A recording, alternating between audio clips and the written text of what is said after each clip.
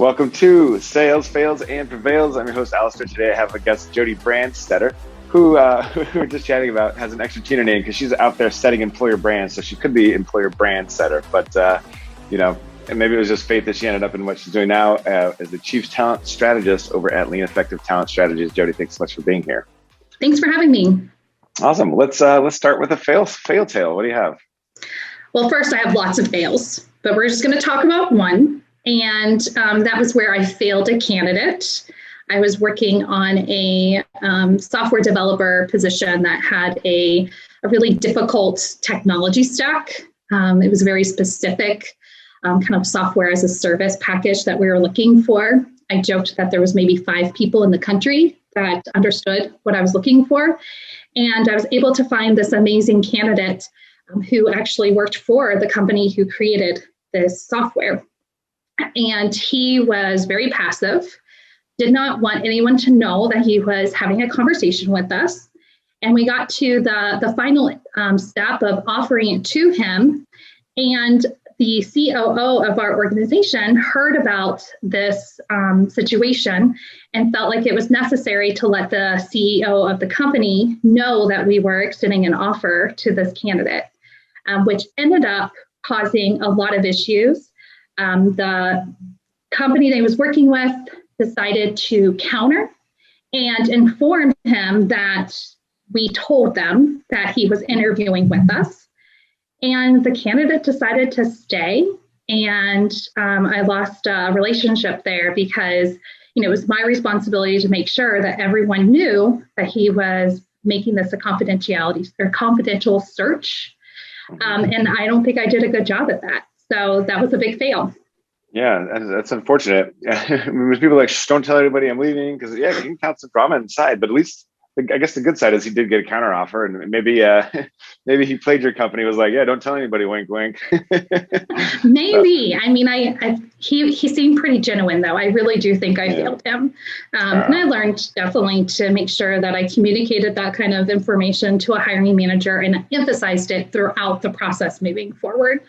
Because one conversation saying, hey, this is confidential, keep it on the low, doesn't mean a hiring manager is going to remember that throughout the process. Or when they pass it on to the next person, like, hey, we finally found one of these 5 people that do it. And everybody's so excited, like, oh yeah, we finally found this candidate. Mm-hmm. And then nope. Yes. We're chatting about it. So everybody is something's confidential. The takeaway here is keep it confidential. Absolutely. Let's chat about a win. Yeah, so with the same organization, I had a team of recruiters who, worked diligently on this very large project for our organization. We were hiring for a temporary project where we were hiring about 100 to 120 temps in the large metropolis of Muncie, Indiana. Home of Ball State University. Yes. And home of 36 trombones. Yes, exactly. And this was going to be a challenge for us because we had limited time to recruit. We had specific verbiage we had to use based off our client. And then we had to work, directly with some staffing agencies to ensure that we were doing what I call the MEBE, WEBE, VB expense, which is working with a minority, woman, or veteran-owned business. And so the team came together, we put together this project plan. We really divined and conquered. So we had individuals who were, making the calls, individual screening.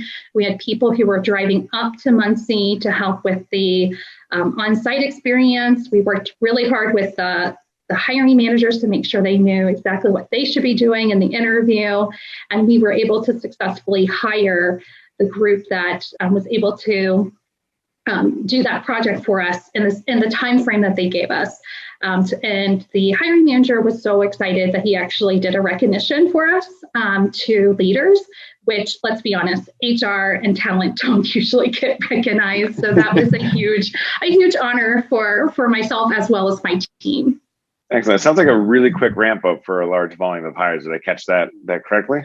Yeah, I want to say that when we got the green light, I think the first training was maybe 2 or 3 weeks after that. So we were hiring probably around 20 to 30 people per new class. Actually, I take that back. I think we were probably hiring more because we had an AM trainer and a PM trainer. So I want to say probably 40 or 50 at a time that we were trying to onboard. And what would you say about the teamwork that made it, like, what was it about the team that kind of made it all successful? How could you bring that to life a little bit? Yeah, so if I'm definitely going to have to send this to my former team, because one thing we always talked about is one team, one dream, and then the teamwork makes the dream work. And so it really was being collaborative, raising our hands and saying, I can do this part, and just really being willing to add on some additional activities on your plate, because everyone else still had to recruit for their divisions too. So it really was, taking, a team of 20 and asking them to add on to what their day-to-day was. And they were all very willing and open because they understood the why we were hiring. They understood the what, like what was like kind of at stake to make this successful. And then they saw the win at the end. That's excellent. I didn't realize they had other jobs. I thought that was a primary job, but everybody's really pitching in. So that is great. It speaks to the culture there that people are willing to jump in. So excellent. Yes, it was great. Give me a plug for Lean Effective Talent Strategies, or who should you have reach out to network with you? Who would you like to network with? Yeah. So Lean Effective Talent Strategies, we do consulting within the talent acquisition space, and we use design thinking to help our clients create a process that's both human focused or candidate focused as well as business focused. So I would love to talk to anyone who is having some issues with finding the right candidates or getting them through the process, to see if I can help them there. And then I might as well do a shameless plug for my book. So I wrote a book last year, Hire by Design, a hiring blueprint with design thinking. So it really talks about how design thinking can be an amazing methodology to use when you're, looking at your strategies, your process, and your candidate experience. Awesome. Highly recommend everybody reaches out. And can the book be found on Amazon, or where do we get this? It is on Amazon, or you can always reach out and I can sign a copy and send it your way. Ooh, excellent. Love it. Jody, thank you so much for being here. Thank you.